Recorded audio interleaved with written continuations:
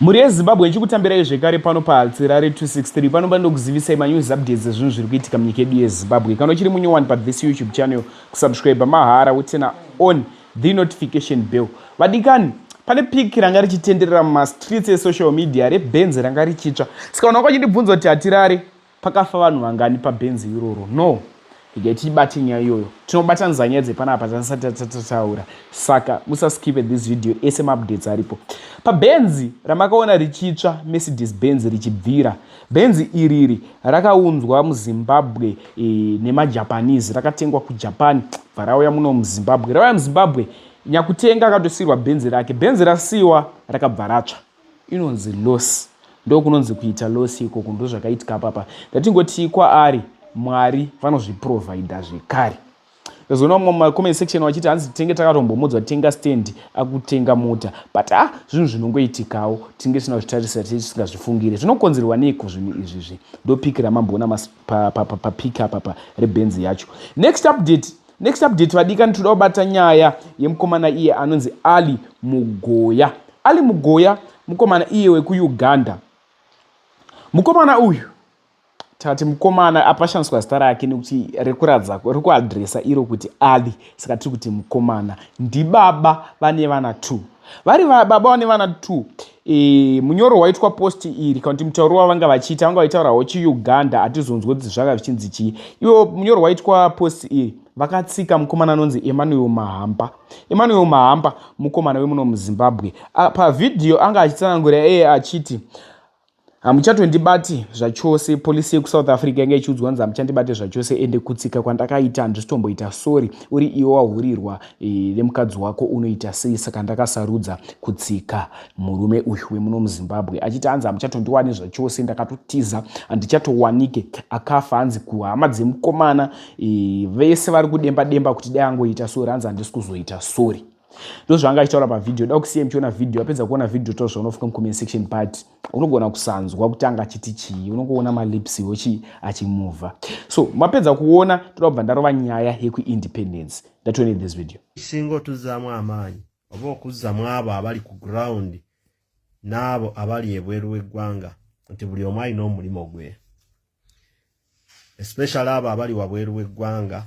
Enkofiira nayo era ngate eringa ey'amayinja. Enkofiira yange naye ensobedde olwaleero entuddeko butuuzi eringa ey'amayinja. Munansonyiwa mbadde nkyabagamba, mbadde nkyabanyonnyola nti abantu abali ewaka ba mugaso nnyo ku sayidi y'enkyukakyuka, naye ate abali wabweru w'eggwanga ba mugaso nnyo ku sayidi y'okununula eggwanga lyattu Uganda. So baganda bange, mwena buli alina essimu, nkusaba busabi toyisaawo olunaku nga tokoze kintu kyongera ku struggle. Kalowoozo kange kunaku olw'Essande, kaposti konna kwoba okoze, oba ka audio konna kwoba okoze, oba ka video konna kwoba oyisizaawo, muganda wange ekyo ekintu kinyooma, kintu kinene nnyo era kinene ddala. Wembasabira nno bakomuledi mwenna abantu abali ebweru w'eggwanga mufuna nnyo omukisa gw'amaanyi nnyo okubanga musobola okukozesa amasimu olw'embeera ya data, internet. Mwenna mukimanyi bulungi nakyemalira internet yagitataaganya e Uganda. Nzibu ddala, naddala Facebook byonna mubimanyi. Sijja kuddaawo kubinnyonnyola nti ate twewale nnyo ebintu ebitoola ku struggle. Era nga president bwe yatugamba nti kasalaba omuntu yenna ayina ng'akola ekyo ekitagatta ku struggle, oyo aba mulabewo, teyeetaaga na kusomesa nti gundi mulabewo. Baganda bange mwenna mukimanyi kye tuliko, tuli mu mbeera y'okubanga twenu. Next update ividhio revanhu vanga vachimacha kweindependence. Zvavanga vachimacha video iri kutendera mastreets esocial media, vamwe vachiti hanzi vari kumachira mumadhaga, vari kumachira mumvura. Munokozivewo maZimbabweans anenge achida kutokubvuraudza kuti aiwa apa pamuri kuti bhaizira, hanakumboti vari kubhaiza but hanzi muri kuti bhaizira, vanhu vari kumachira mumvura. But ndatingoti happy independence. Da kuti muone vhidhiyo iroro. Wapedza kuona vhidhiyo vachimacha mumvura machiona muri kutaurwa imomo, taura zvaunofika mucomment section. Vamwe ndo vanga vachiti dai pakadonha hwanyi, vanhu vanotaura zvakasiyana siyana. Ndatione vhidhiyo.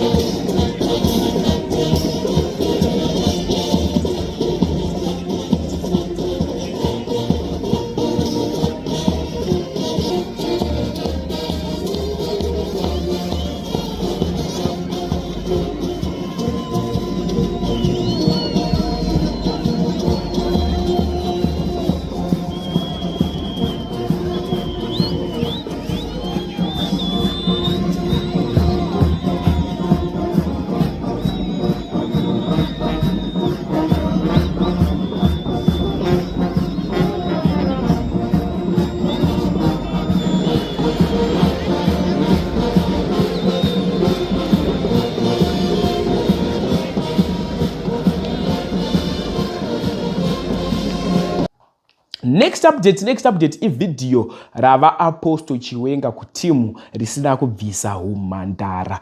Ndo ranga richibatwa pavidhiyo apa. Ende vidhiyo iri riri kutenderera mastreets esocial media. Da kusiyai muchiona vidhiyo, apedza kuona vidhiyo tauza vanofika mucomment section kuti vataura chokwadi here kuti pabhaizirwa. Saka nyaya idzi ndadzirova dzakatiwa ndei. Komenda uchitaura kuti ndiri kukomenda panyaya yakati pakabhaizika, ndiri kukomenda panyaya yakati pakabhaizika, ndiri kukomenda nchiti hatirari wabhaiza. Ndo mutauro wandiri kuita. Much love. Hauna kumboona panouraiwa mombe, unongodya nyama yemubhucha.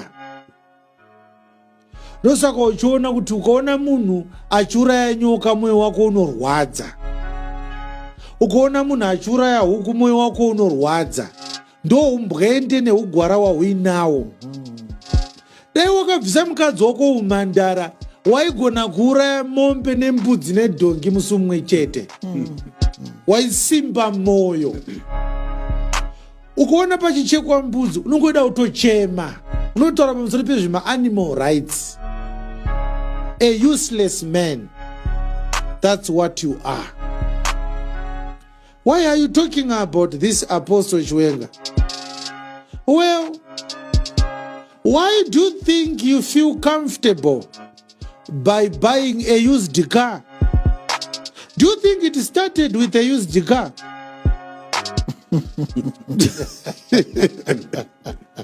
Do you know the party you have thrown after buying a used car? Nekumhanya kwawakaita mulocation so watenga Honda Fit uchitenderera uchidiso. Mufaro wauinawo neused car uyu hauna kutangira paused car. The reason why you prefer buying a built house instead of buying virgin land and find an architect to draw a plan of your choice and build a house from scratch. The reason why you are afraid of that, you prefer to buy a house built according to somebody's choice. It didn't start there. It started with your wife. Zvinhu zviri used zvinokunakidza zvisingaite. Uri munhu wemubhero iwewe, bhero ndo life yako. Zvokuti munhu ari kutenga hembe kumupedza nhamo newe uri kutenga motikari iri used, makangofanana. Changosiyana ndechekuti iyi motikari iyi hembe. Saka toiwana kupi mari yacho kutenga motikari. Handikona kupopota kwauri kuita uko. Akuzwe munhu ari strong ikoko. Nekuti izvezvi kupopota kwauri kuita uko unenge watopedza, hapana chimwe chavo chaita. Watopedza izvezvi. Unonzwa kuti ukapopota ukanyora mavhoko pasocial media unonzwa kuti uri murume. Varume chaivo vakatora mhandara. Varume chaivo vanotsvaga mari, otenga used car, mwoyo wake uchirwadza. Kuti kweye akambodhiraivha mota yakazoitengesawo ari nani here kundidarika. I will not continue driving used cars. One day I will buy a brand new car. This idea that Europe offloads used cars to Africa because they are now polluting the environment, making noise, they are now expensive to maintain. Africans, after buying those used cars, they throw parties and convene all-night prayer sessions to bless a used car. Children of disabled men. Baba wako wakarora mvana, sekuru wako wakarora mvana, iwe futi uruda kurora mvana izvi. Muri rudzi rwemazitye, rudzi rwemubhero.